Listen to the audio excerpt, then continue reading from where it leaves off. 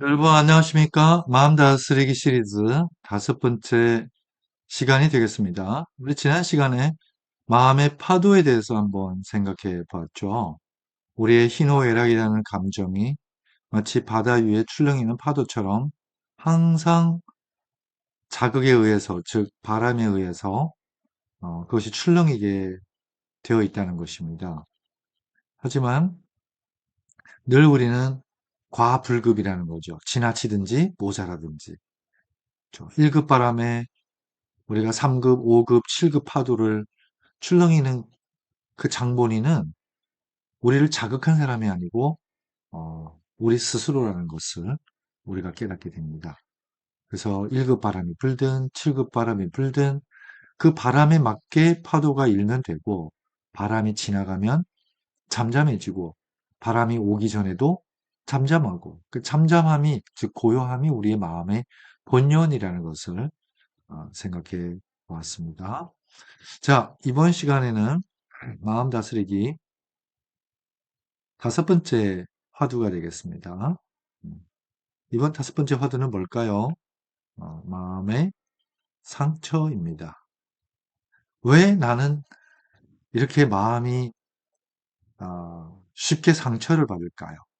마치 유리처럼 쉽게 깨지고, 또 한 번 상처 나면 잘 아물지 않는, 잘 치유가 되지 않는 그런 마음일까요? 이런 화두를 가지고 우리가 마음 다스리는 신법을 공부해 보도록 하겠습니다. 여러분, 사냥꾼이, 즉 포수가 어떤 새를 겨냥할까요? 높이 나는 새를 겨냥할까요?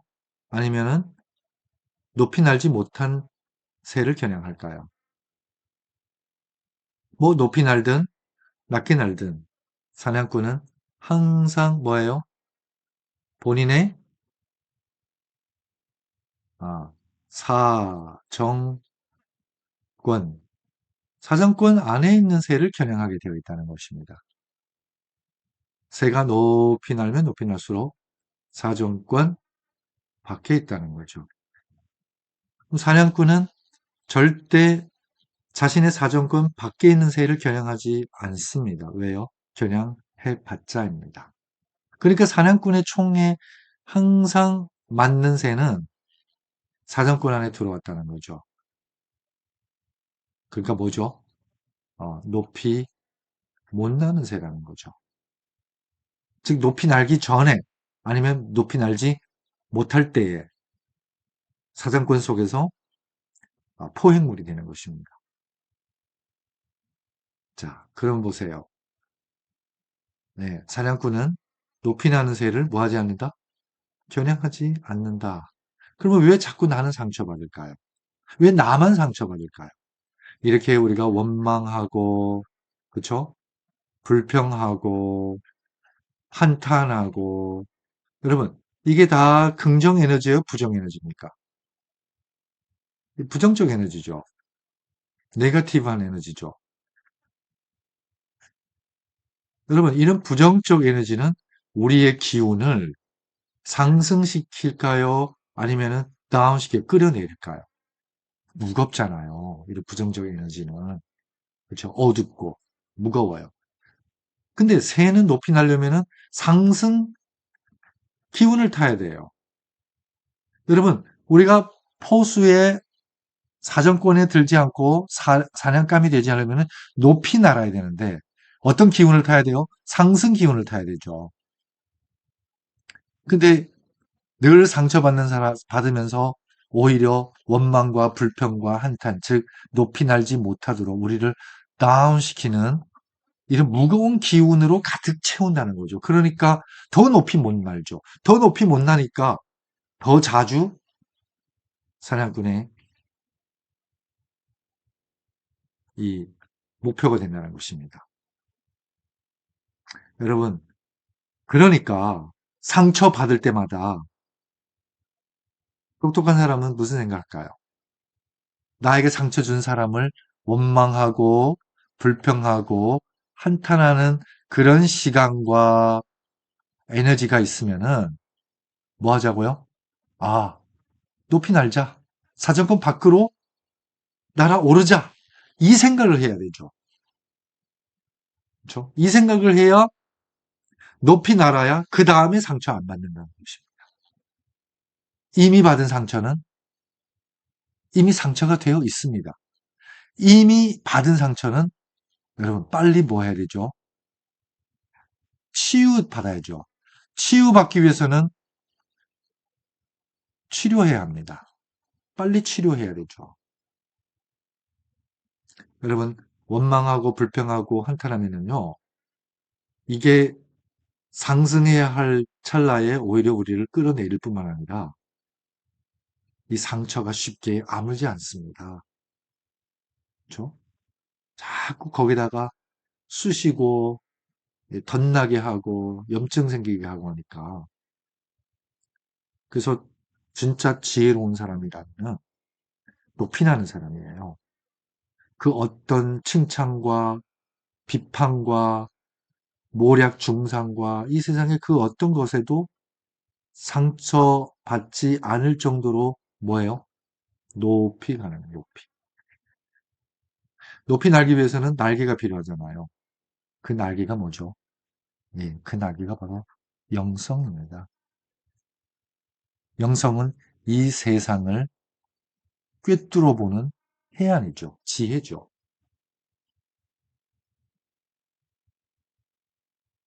그러면 내가 상처받을 때마다 두 가지를 각성해야 합니다. 첫 번째는 내가 아직 높이 못 날았구나. 이걸 각성해야 돼요. 두 번째, 이 상처는 내가 원망하고 불평하고 한탄하라고 받은 상처가 아니고 오히려 더 높이 날기 위해서 날개짓하라는 상처구나. 오히려 이 상처에 고마워해야죠. 그래서 이 상처 덕분에 우리가 높이 높이 날아서 높은 차원에서 이렇게 세상을 바라보면은 이 세상 별거 없죠. 그렇죠? 그러면 나에게 상처 준 사람이 오히려 고마워요. 그때 비로소 용서가 되고 오히려 고마워진다는 거죠. 언제? 그 상처로 말미암아 상승해서 높은 경지에 올랐을 때에. 그 높은 경지까지 오르기 전까지는 우리에게는 진정한 용서와 진정한 감사가 있을 수가 없다는 거죠. 내 원수를 사랑하라는 말은 지극히 높은 차원에 도달한 다음에 나오는 얘기예요. 그렇죠? 그래서 오히려 나에게 상처 준 사람에게 고마워할 수 있다는 거죠. 왜? 당신 덕분에 내가 이렇게 높은 차원까지 오를 수 있다는 것입니다. 거기서 용서가 되고 자유를 누리고 기쁨과 평안을 선물 받고 당신 덕분에. 그러니까 모든 상처는 나를 상승시키는 뭐가 돼야 돼요? 계기가 돼야 됩니다. 그러려면은 불평, 한탄, 원망 대신 뭐 해야 되죠? 용서와 감사와 감탄이 있어야 되죠. 깨달음의 감탄. 유레카는 감탄이 있어야 됩니다. 이게 뭐예요? 이게 상승 기운입니다. 이것들은 다 뭐예요? 하강 기운이에요. 우리가 마음을 다스릴 때에 어떤 기운으로 우리 마음을 주장할지 그건 우리가 선택할 수 있는 것입니다. 그래서 일본 사람들이 일본어에서 기분이라는 말이요. 기, 모찌입니다. 모찌. 내가 어떤 기운을 모찌, 잡느냐. 어떤 기운을 쥐느냐, 붙드느냐. 거기에 달려있다는 것입니다. 자, 그래서 마음 상처 받는 첫 번째 이유가 뭐라고 했죠? 우리가 차원이 낮다는 거죠. 높이 못 날았다는 것입니다. 나에게 상처 주는 사람이나 상처받는 나나 수준이 비슷비슷하니까 서로 상처 주고받는 겁니다. 이럴 때 어떤 기운으로 나를 지배하게 할 겁니까? 부정적 에너지 아니면 긍정적. 긍정적은 상승 기운입니다. 부정적은 하강 기운입니다. 여러분 하강하면 할수록 더 상처받습니다. 그렇죠? 자, 상처받을 때마다 아, 이건 명령이구나. 이건 기회구나. 어떤 명령? 높이 날라는 명령. 어떤 계기? 어떤 기회? 높이 날라는 기회구나. 그래서 더 열심히 평소보다 더 긍정적으로 날개짓을 해야겠죠. 그렇게 높은 경지에 올라가면 오히려 거기서 뭐가 나오죠? 감사가 나옵니다. 참된 용서가 이루어집니다. 그렇죠? 그리고 와, 진정한 자유를 만끽하면서 감탄하게 됩니다. 이야, 정말 이런 경지를 내가 왜 이제야 경험하지? 그런 감동과 감탄이 넘치게 됩니다. 자, 그러면 우리는 또 왜 쉽게 상처를 받을까요? 한번 생각해 보겠습니다. 여기 어떤 애가 손에 돌을 쥐고 물에 돌을 던집니다. 물에 돌을 이렇게 던지니까 퐁당 하고 돌이 수면에 닿는 순간 뭐가 생길까요? 네, 파문이 생기죠. 여러분, 이 돌이 떨어지는 순간은 자극이라고 생각해 보세요. 그러면 우리의 감정은 어때요? 거기에 따른 파문이 생기죠. 마치 파도가 일듯이요. 파문이죠. 그러면 이 파문은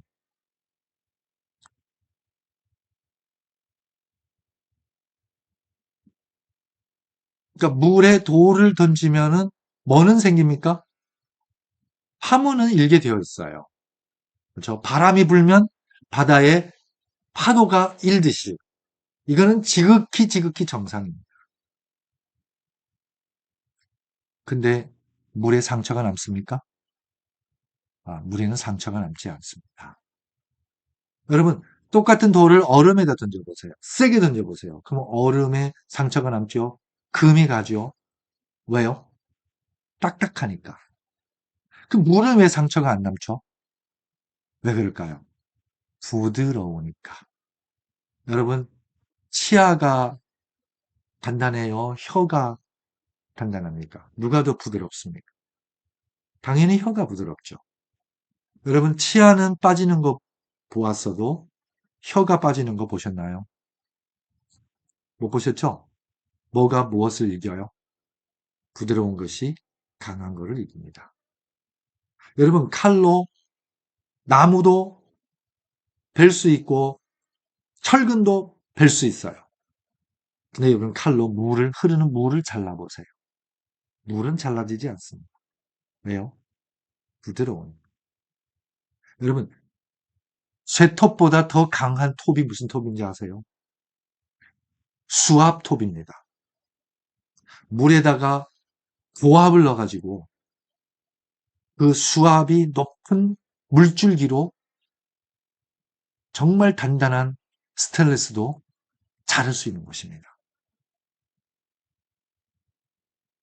여러분, 태풍이 휘몰아칩니다. 전봇대도 쓰러지고 아름드리 나무도 뿌리채로 뽑힙니다. 그렇죠? 근데 뭐는 안 뽑히죠? 그렇죠. 잔디요, 잔디.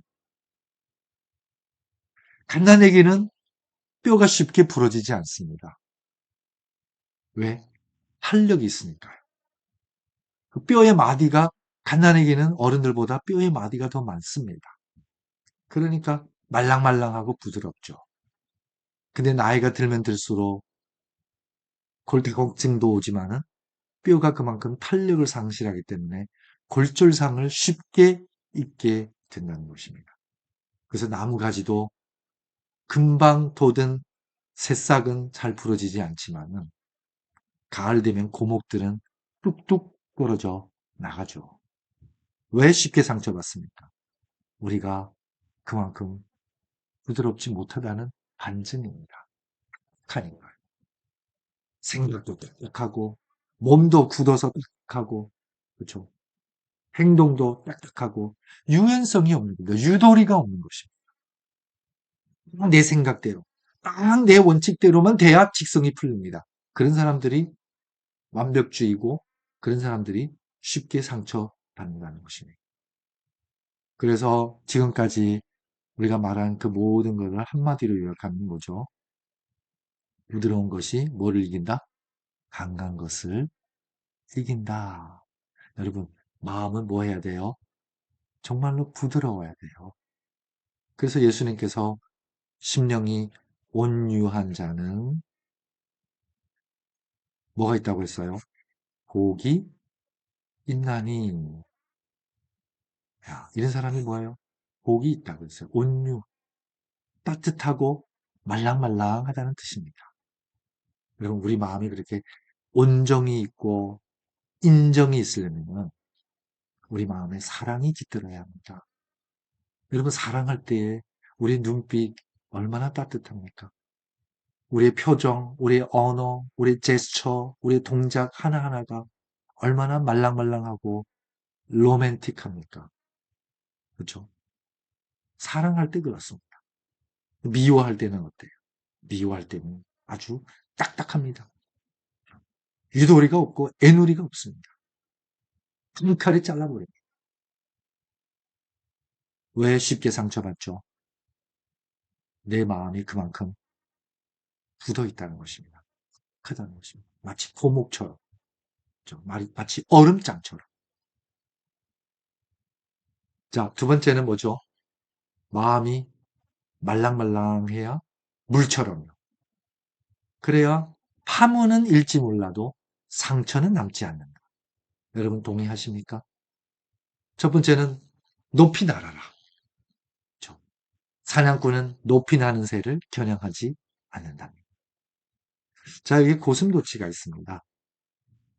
추운 겨울에 부들부들 떱니다. 곧 얼어 죽게 생겼습니다. 그래서 이 IQ가 높은 고슴도치가 이렇게 말합니다. 뭉치면 살고 흩어지면 죽는다. 고슴도치들이 와, 굿 아이디어. 모이자. 모입니다. 고슴도치가 모이면은 한 마리일 때는 이게 개체지만은 여러 마리가 뭉치면은 공동체가 됩니다. 그렇죠? 공동체야. 공동체가 뭐죠? 그걸 사회라고 하죠. 고슴도치의 사회가 형성된 겁니다. 근데 여러분 고슴도치에게는 뭐가 있죠? 가시가 있잖아요. 여러분 가시는 고슴도치의 뭐예요? 본 모습이잖아요. 타고난 거잖아요. 이 가시를 타고난 고슴도치들이 추위를 이기려고 공동체를 만들어서 서로 뭐예요? 체온을 느끼려고 가까이 다가갑니다. 가까이 다가가면 다가갈수록 가시에 뭡니까? 찔립니다. 상처를 받는다는 거죠. 그러니까 서로 원망합니다. 왜 나 찔러? 너도 나 찔렀잖아. 서로 탓하면서 흥! 하고 뭐예요? 헤어집니다. 너 없이도 나 잘 살아. 너 없어도 나 잘 살아. 헤어집니다. 공동체, 이 사회가 뭐이죠? 와해되는 순간이죠. 근데 이게 개체로 돌아가서 살려고 하니까 어려운 거예요. 이 환경이 허락을 안 하는 거예요. 그러니까 어쩔 수 없이 다시 뭐예요? 다시 모입니다. 다시 모이려면은 그 전에 앙금이 있잖아요. 서로 상처를 줬으니까 서로 앙금이 있을 거 아니에요. 어떻게 해야 돼요? 다시 모이려면, 다시 공동체가 되려면, 다시 사회가 되려면 어떻게 해야 돼요? 서로 뭐 해야 되죠? 사과를 해야 돼요. 사과를 해야 다시 뭐예요? 다시 모이는 겁니다. 그렇죠? 그 사과는 상처를 치유하는 데일 밴드인 겁니다. I am sorry. 미안합니다. 이 말 한마디가 상처를 감싸는 데일 밴드가 될 수 있다는 거죠. 모이니까 또 찔려요. 찔리니까 어떻게 해요? 또 헤어져요. 이렇게 모였다, 헤어졌다, 모였다, 헤어졌다, 상처 주고 받고 하는 과정을 여러 번 반복하다가 드디어 뭐를 찾아내죠? 적당한 거리를 찾아냅니다. 이 적당한 거리를 뭐라고 하죠? 이걸 이해라고 합니다. 이해라고 합니다. 이해는 뭐 해야 되죠? 서로 지켜야 됩니다. 에티켓이라고도 하죠. 우리가 운전할 때 우리가 운전 에티켓이 있잖아요. 그 중에 가장 기본 에티켓이 적당한 거리를 두랍니다. 앞차와 뒷차와. 그렇죠? 안전거리의 확보입니다. 거리 유지입니다. 그 유지하려면은 나만 유지해서 되나요? 서로 유지해요. 그러니까 나는 뭐 해야 되죠? 극기해야 된다. 나도 극기하고. 서로 극기일 때에 뭐가 생겨요? 아, 서로 상처 주지 않으면서 온정을, 체온을 느껴서 추위를 이길 수 있는 거리를 찾아낸다는 것입니다. 이 거리가 바로 이해죠. 여러분, 우리가 왜 상처받죠? 되게 가까운 사람에게 상처받습니까? 상관없는 사람에게 상처받습니까? 어떤 사람이 돈이 필요했어요. 그것도 급돈. 근데 여기 친척이 있었습니다. 억만장자예요. 그래서 이분이 생각합니다. 야, 3천만 원. 나한테는 큰 돈이지만은 이 억만장자인 친척에게는 이거는 세 발의 피다. 그러니까 가면 틀림없이 도와줄 거야. 왜? 너무 쉬운 일이니까. 그래서 이분이 뭐예요? 미리 상상합니다. 미리 결론을 뭐 하는 겁니다? 설정해 놓습니다. 즉, 시나리오를 쓰고 갑니다. 가서 똑똑똑 사정을 얘기하고 돈 빌려달라니까 이분이 뭐라 그랬어요? 당신이 언제 나한테 돈 맡겨놓은 곳 있어? 왜 내가 돈 빌려줘야지? 당신한테 빌려줄 돈 없소이다. 여러분, 이때 이분이 상처받는 겁니다. 그렇죠? 부자면 다야? 뭐 돈 좀 있다고, 응? 사람이 이렇게 괄세해? 흥! 하고 돌아서죠. 여러분, 생각해 보세요. 이분이 억만장자를 할지라도 돈을 빌려주는 게 당연해요? 아니면 안 빌려주는 게 당연해요? 안 빌려주는 게 당연하고, 빌려주는 거는 은혜입니다. 그렇죠? 은혜입니다. 이분이 왜 실망이 컸을까요? 왜 상처받았을까요? 미리 시나리오를 썼잖아요. 당신이 그분이 꼭 빌려줄 거라는 그림을 그리고 갔잖아요. 근데 현실이 당신이 기대했던 거와 다르니까, 시나리오가 다르니까, 결론이. 현실이 다르니까. 거기에서 격차가 큰 거죠. 여러분, 누구 몸에도, 어떤 누구에게도 몸에는 다 가시가 있습니다. 그게 개성이고, 그렇죠? 그게 나의 뭐예요? 성격일 수 있죠. 다 가시가 있어요. 가시 없는 사람 있나요? 마치 고슴다치가 타고난 가시를 안고 지고 살듯이요. 우리에게는 다 개성과 성격이 있다는 것입니다. 근데 왜 이 가시에 내가 찔리죠? 내가 가서 기댄 거 아닙니까? 돈 빌려줄 거라는 기대를 가지고 가서 무턱대고 기대니까 그 가시에 찔린 겁니다. 이 사람이 나를 찌른 게 아니에요. 내가 가서 기대니까 찔린 거죠. 찔리고 나서 내가 가서 기대 놓고 찔리고 그 다음에 상대방을 뭐하죠? 욕합니다. 그러니까 그 상처가 안 낫는 거죠. 여러분, 누군가에게 기대고 상처받잖아요. 실망하잖아요. 내가 그린 그림과 현실과 동떨어질 때에, 맞지 않을 때에, 그 갭이 크면 클수록 실망이 크잖아요. 그럴 때마다 어떻게 해야 돼요? 첫 번째, 거리를 둘 생각해야 합니다. 두 번째, 아, 내가 누구한테 아직 기대야 한다면 내가 아직 뭐가 부족하다? 실력이 부족하구나. 실력을 키워야죠. 그쵸? 그러니까 상처받고 돌아오는 게 아니라 철체부심 어떻게 해야 돼요? 야, 나도 한번 열심히 살아봐야겠다. 나도 한번 남한테 손 안 벌리고 자급자족하는 경제 독립을 한번 이루어 봐야겠다. 오히려 더 이를 악물고 자립할 수 있는 계기가 되어야겠죠. 만약 그분이 돈 빌려줬으면 더 기대게 됩니다. 자립을 못하게 됩니다.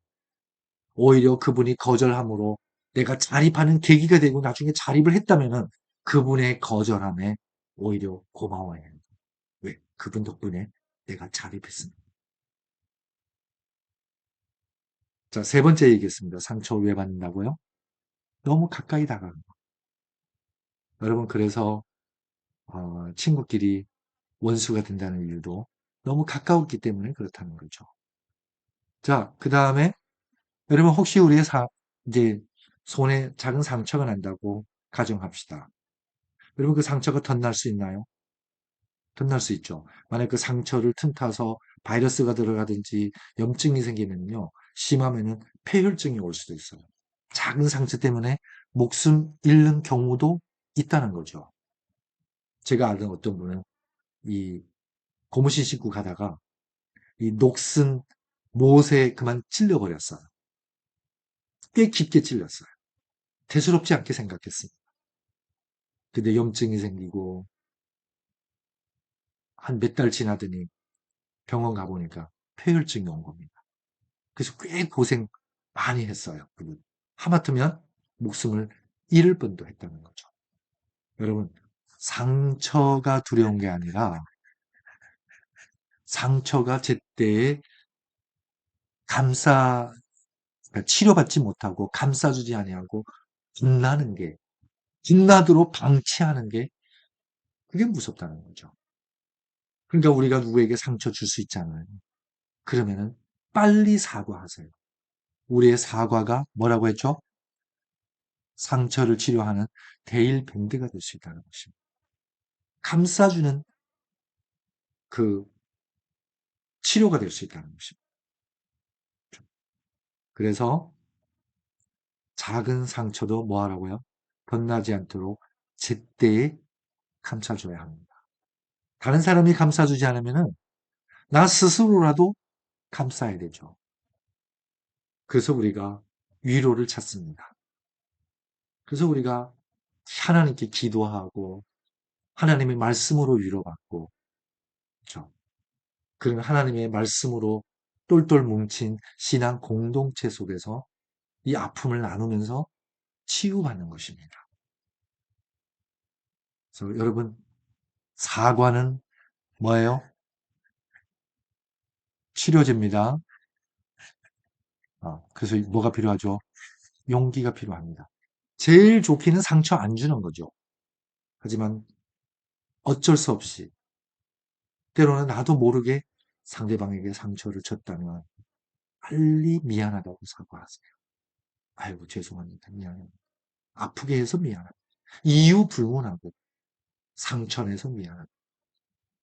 이렇게 하면은 상대방에게 데일밴드를 제때에 붙여준 셈이 되겠죠? 그래서 그런 상처를 자꾸 자꾸 들쑤시면은 여러분 덧납니다.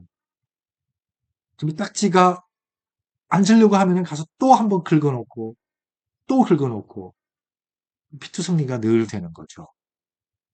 그렇죠? 자, 그래서 오늘 우리 다섯 번째 화두 네 가지를 얘기했습니다. 첫 번째, 왜 나는 쉽게 상처받느냐? 남의 사냥감이 되느냐? 높이 날지 못했기 때문에 그렇습니다. 높이 납니다. 그래서 진리가 우리를 뭐하게 하리라? 자유케 하리라. 높이 날게 합니다. 상처받을수록 원망하지 말고 불평하지 말고 한탄하지 말고 왜? 다 뭐예요? 허당 기운입니다. 용서하고 감사하고 감동받고 감탄하면 이 상승 기류가 됩니다. 우리를 높은 곳으로 데리고 갑니다. 사정권 밖으로 나가세요. 부드러워지잖아요. 물은 칼로 뺄 수도 없고 돌을 던져도 파문은 생겨도 상처는 남지 않습니다. 왜? 부드러우니까요. 그리고 거리를 두자요. 우리가 무턱대고 기대니까 상대방은 그냥 가시를 안고 사는 존재인데 나를 굳이 찌르려고 그런 마음도 1도 없었는데 내가 무턱대고 가서 기대니까 거기에 찔린 거예요. 그 찔릴 때마다 내가 아직 홀로 설 수 있을 만큼 실력이 안 되구나. 그걸 자성해야죠. 그 상처의 계기가 나를 더 나감게 하는, 아립게 하는, 그죠? 이런 계기가 된다면 오히려 그 상처 준 사람에게 고마워해야죠. 마지막으로 뭐죠? 제때에 감싸자. 덧나지 않도록 방치하지 말고 늘 그 상처만 보여주지 말고 빨리 뭐예요? 사과하고 빨리 용서하고 그래야 제때에 아문다는 거죠. 상처가 두려운 것이 아니라 치유받지 않는 상처가 두렵다는 것입니다.